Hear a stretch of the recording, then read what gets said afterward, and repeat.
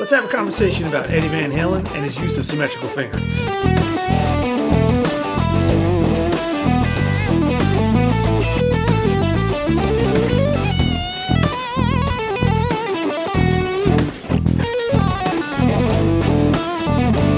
What you just saw me play was taking advantage of a consistent fingering that Eddie employed, so much so that guitar journalists like myself at some point named it the Van Halen Scale. He didn't. We did.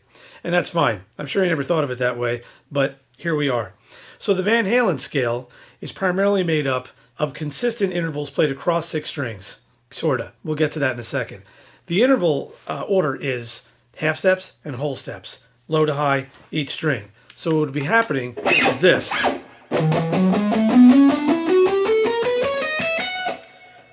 Now just listening to that in that vein right there with nothing else going on in the back, it sounds like something is a little off, because it kind of is. The array of notes that I just played do not fall cleanly into one scale formula. It leans towards some, and it definitely has a leaning towards minor, if you're looking at it from the big picture, but not one minor specifically. And then there is the fact that there is a major third in there. As a matter of fact, it's right here.